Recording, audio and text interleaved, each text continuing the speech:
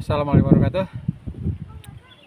Selamat ketemu lagi dengan Abah nih di tempat yang biasa. Semoga kita semua dalam keadaan sehat walafiat, di dalam lindungan Allah Subhanahu wa Ta'ala. Amin.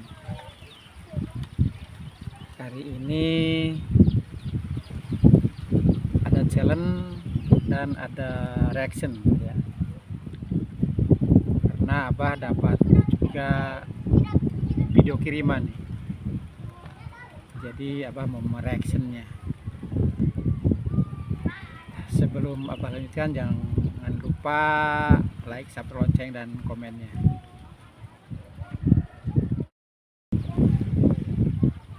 Abah dapat kiriman video yang menggambarkan apabila Nusantara ini atau Indonesia ini terpecah.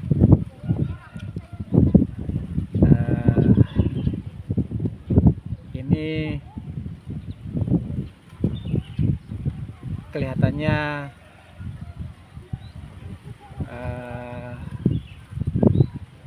gambaran apabila hal itu terjadi ya. Di samping ada tambahan juga dari Abah, dan juga ini juga Abah udah nyoba ngobrol dengan AI. Dengan AI bagaimana videonya, kita tonton dulu dan nanti analisanya kita coba tambahin ya gitu. Karena ini bagus nih, bagus hasil dari AI juga, kelihatannya dari AI juga. Di situ ada ini ada apa, ada labelnya bahwa ini perangkat ini berdasarkan AI gitu kan. Dan apa udah cek betul, mirip, bukan mirip saja, lebih tepatnya persis lah dengan AI, hanya ada tambahan dari apa. Mari kita lihat.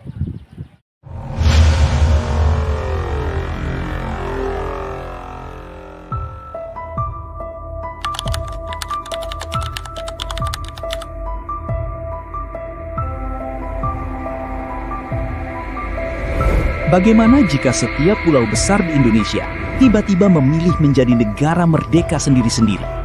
Ini bukan sekedar hayalan kosong. Indonesia pernah benar-benar berbentuk negara federasi di awal kemerdekaannya.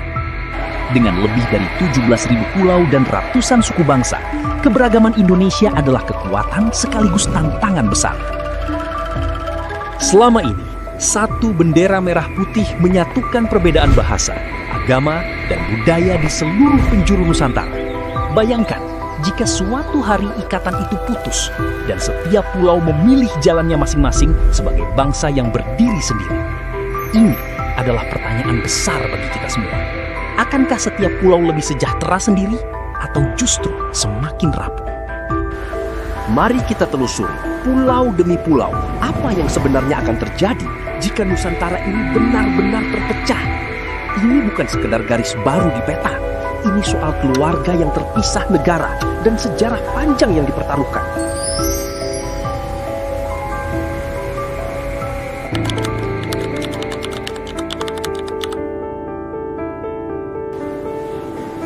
Pada tahun 1949, Indonesia sempat resmi berbentuk Republik Indonesia Serikat, gabungan dari belasan negara bagian. Saat itu, ada negara bagian seperti negara Indonesia Timur, negara Pasundan, dan beberapa lainnya. Masing-masing punya pemerintahan sendiri. Hanya berselang setahun, seluruh negara bagian itu kembali bersatu menjadi Negara Kesatuan Republik Indonesia pada tahun 1950. Semboyan Bhinneka Tunggal Ika lahir justru dari kesadaran akan pentingnya menyatukan keberagaman yang begitu luas ini. Sepanjang sejarah, tantangan menjaga persatuan wilayah yang begitu luas dan beragam ini memang tidak pernah benar-benar mudah.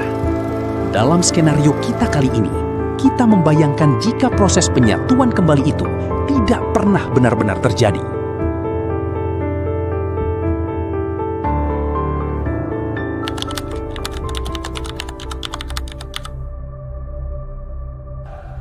We the people of Indonesia Dalam skenario ini, hereby satu declare persatu our pulau besar independence mendeklarasikan kemerdekaan mereka with sendiri details dalam waktu managed yang carefully. hampir bersamaan.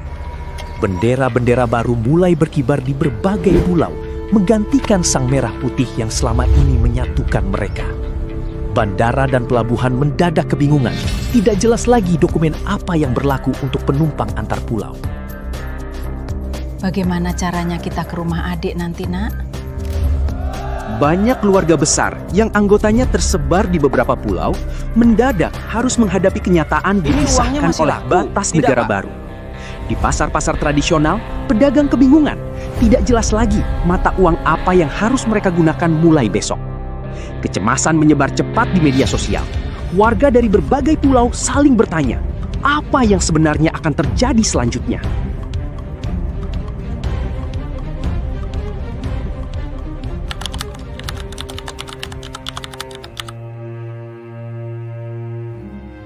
Jawa berdiri sendiri sebagai negara dengan kepadatan penduduk tertinggi di dunia, mewarisi beban infrastruktur yang sangat berat. Meski jadi pusat ekonomi, Jawa justru kekurangan sumber daya alam mentah, karena selama ini banyak dipasok dari pulau-pulau lain. Sumatera sebagai negara baru langsung kaya raya, mengandalkan hasil minyak bumi dan perkebunan sawit yang melimpah ruah. Sumatera segera membangun angkatan laut sendiri, menjaga jalur pelayaran penting di Selat Malaka yang sangat strategis. Kalimantan menghadapi dilema besar. Kekayaan tambang batu bara menggiurkan, tapi kerusakan hutan mengancam masa depan negara baru ini. Proyek ibu kota baru di Kalimantan tetap berjalan, kini menjadi simbol kebanggaan dan identitas negara Kalimantan yang baru merdeka. Sulawesi, dengan bentuk geografisnya yang unik, membangun dirinya sebagai poros maritim dan perdagangan rempah baru di kawasan timur.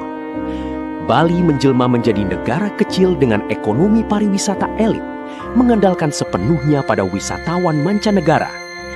Namun Bali menghadapi ketergantungan pangan yang sangat tinggi karena lahan pertaniannya terbatas untuk menopang penduduk sendiri. Nusa Tenggara Timur dan Barat berjuang keras membangun ekonomi mandiri dengan sumber daya yang jauh lebih terbatas dibanding pulau lain.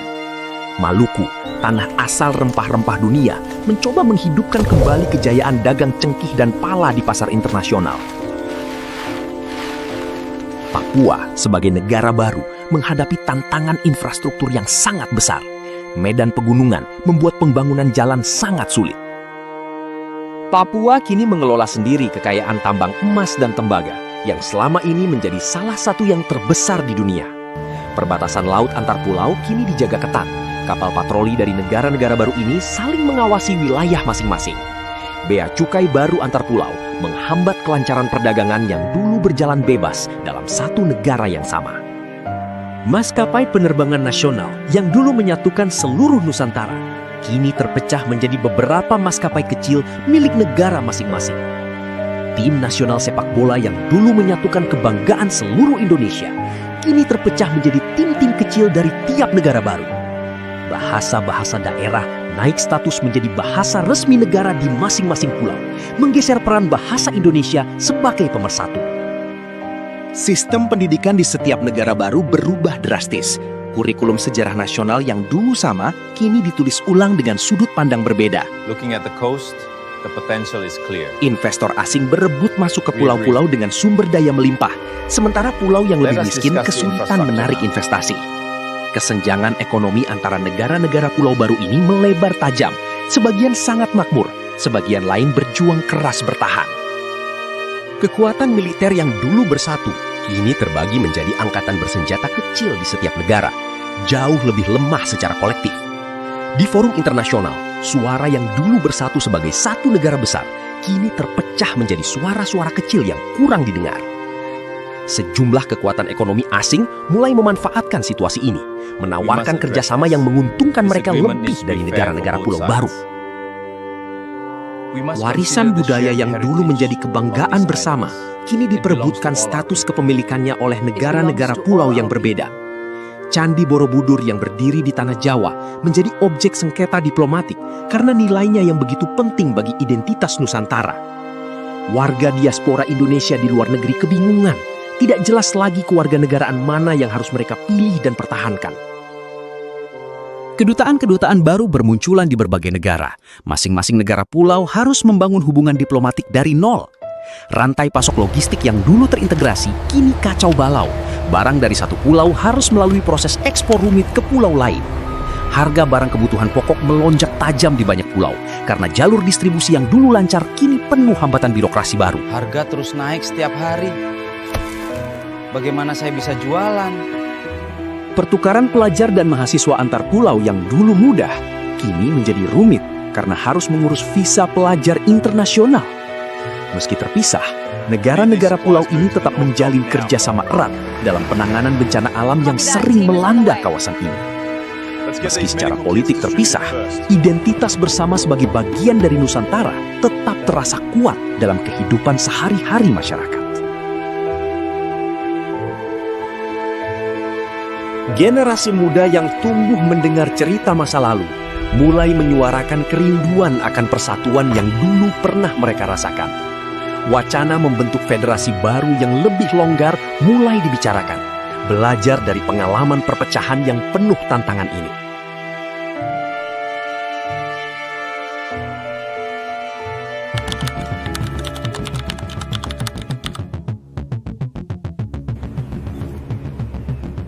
Ekonomi negara-negara pulau kecil dan miskin sumber daya terancam kolaps, tidak lagi mendapat subsidi dari pulau yang lebih kaya.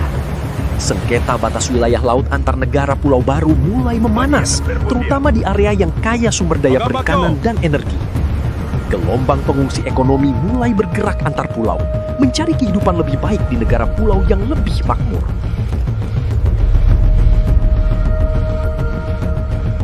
Krisis kepercayaan mulai tumbuh di antara warga yang dulu satu bangsa. Kini saling curiga karena perbedaan kepentingan negara baru mereka. Negara-negara pulau yang lebih kecil dan lemah menjadi rentan terhadap intervensi kekuatan asing yang ingin memperluas pengaruhnya.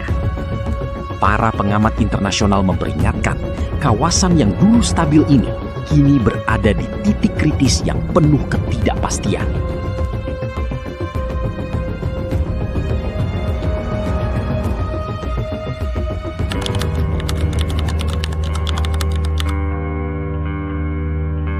We must work together for regional stability. Negara-negara ASEAN turun tangan menengahi ketegangan, mendorong dialog damai antara negara-negara pulau yang baru terbentuk ini. Forum dialog antar pulau terbentuk. Para pemimpin negara-negara baru ini mulai duduk bersama membahas kerjasama yang lebih erat. Perjanjian perdagangan bebas antar pulau mulai dirundingkan. Upaya mengembalikan kelancaran ekonomi yang dulu mereka nikmati bersama. Gagasan mata uang bersama kembali dipertimbangkan, terinspirasi dari pengalaman kawasan lain di dunia yang berhasil melakukannya. Generasi muda dari berbagai pulau menjadi motor perubahan, menginisiasi gerakan akar rumput untuk mempererat hubungan antar negara baru ini. Jalan menuju rekonsiliasi penuh masih panjang, tapi langkah-langkah kecil menuju kerjasama yang lebih erat mulai terlihat nyata.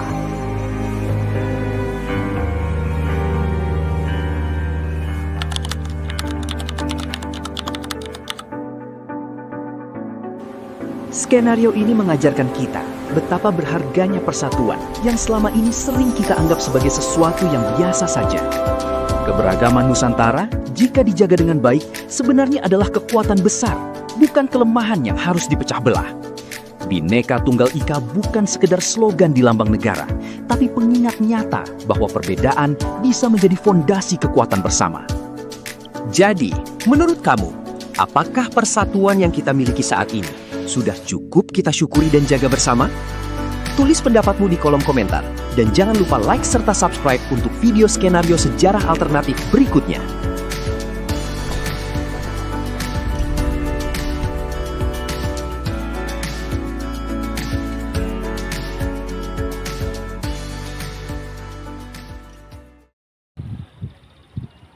Nah, itulah analisa dari AI yang diwujudkan dalam sebuah video ya.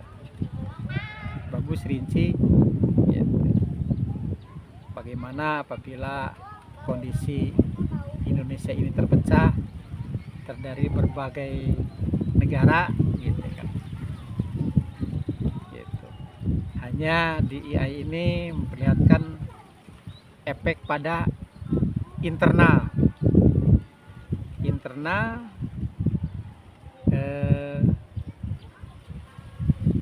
kawasan Nusantara atau Indonesia sekarang.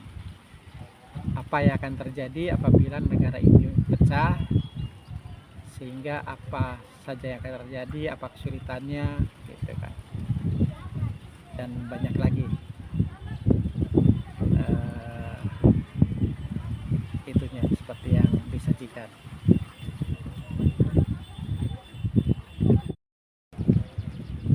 Setelah Abah tambahin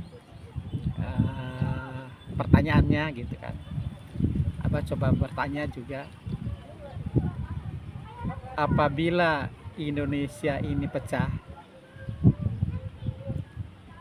siapakah yang akan merasa paling diuntungkan? Gitu.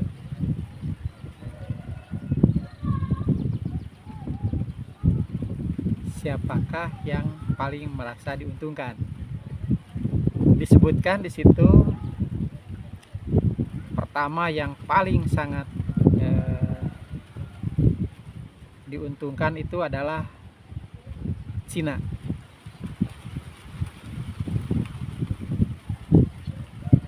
Dan kedua pasti ini Amerika Serikat. Dan ketiganya adalah Australia. Itulah yang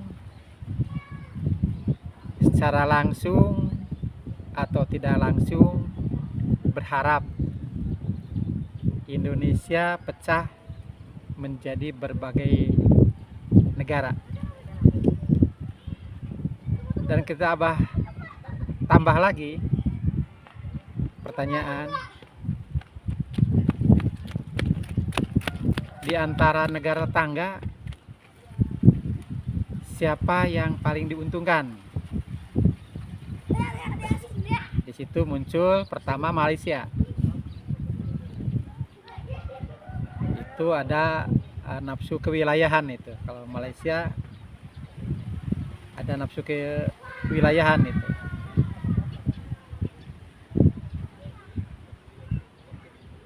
Kedua Singapura. Nah, kalau Singapura itu adalah yang diharapkannya adalah ini apa? Penguasaan negara udara, penguasaan udara, penguasaan laut, terutama Selat Malaka. Itu kepentingan Singapura. Ketiga Filipina. Itu masalah ZEE, seperti halnya dengan Cina gitu. Hanya sebenarnya ada dengan kita juga ada masalah ZEE di Filipina dengan Filipina, tapi tidak separah dengan Cina gitu. Karena Cina itu menganggap ZEE Filipina itu sebagai teritorial. Kalau di kita hanya rebutan klaim ZEE saja. Dan keempat Timor Leste. Timor Leste juga akan memiliki keuntungan, setidaknya menyatukan Pulau Timor gitu. Walaupun secara ekonomi tidak begitu menguntungkan, tapi bisa saja bersepakat dengan Kupang untuk menjadi satu gitu.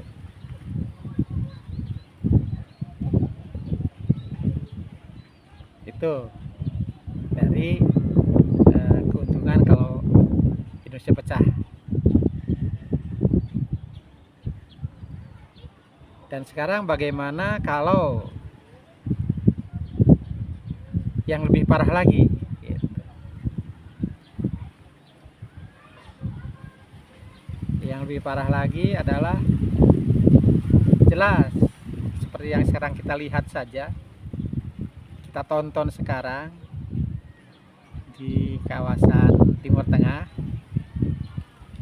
dan itu akan sangat bergembira sekali itu.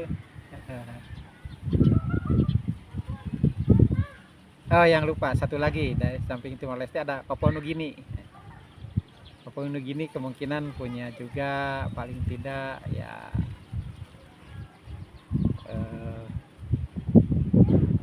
tidak wilayah mungkin, tapi paling tidak ya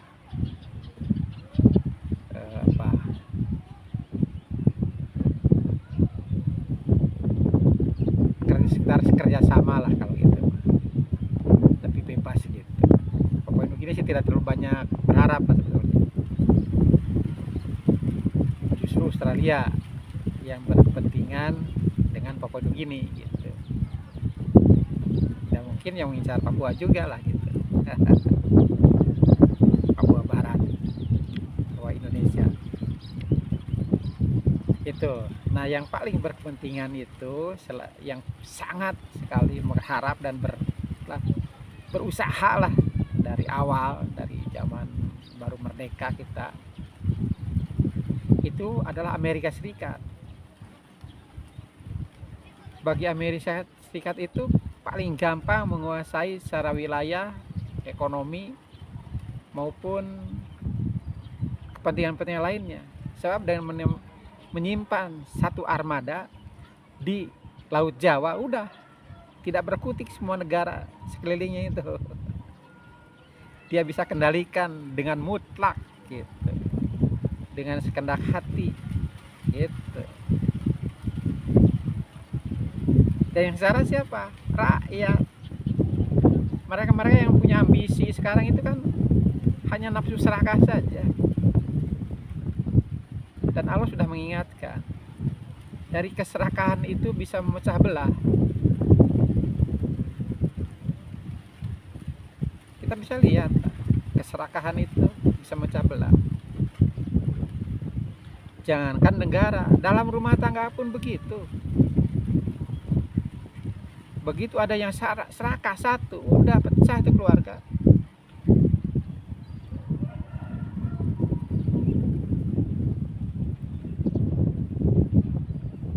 Nah itu.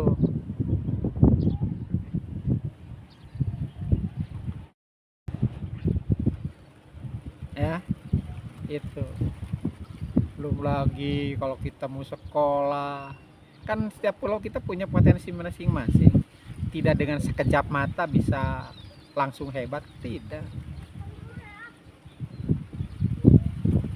Dan akan tambah rusak pulau-pulau itu. Kalau sekarang masih ada kendali lah. Diatur sini dulu, ini diperbaiki, terus sini gitu manfaatannya. Kalau nanti udah sendiri-sendiri, udah lah. Keserakahan itu yang muncul. Dan hanya beberapa orang saja yang menikmatinya. Rakyatnya akan menderita, lebih menderita lagi mungkin. Gitu. Jadi sadarilah itu. Indonesia ini harus diterima sebagai anugerah ilahi.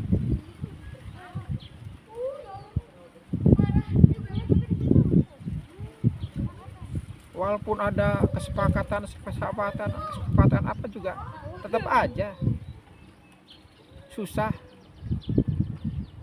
Sekarang saja kita mau ke Singapura, tidak punya paspor, bisa nggak? Enggak, ditangkap.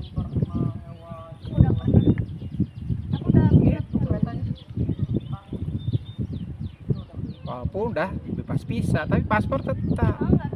Setiap melangkah kita melewati batas negara harus paspor gitu. Kalau tidak dianggap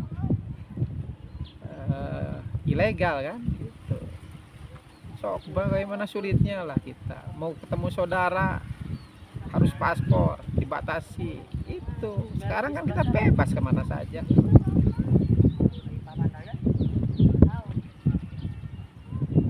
Nah itu ya apa tambahannya. Semoga bisa membuat kesadaran lah bagi kita semua, keluarga besar Republik Indonesia, dan juga pada para petualang yang orang-orang serakah itu lah.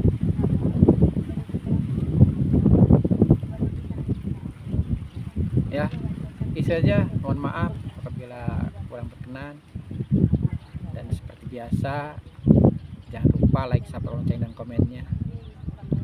Wassalamualaikum warahmatullahi wabarakatuh.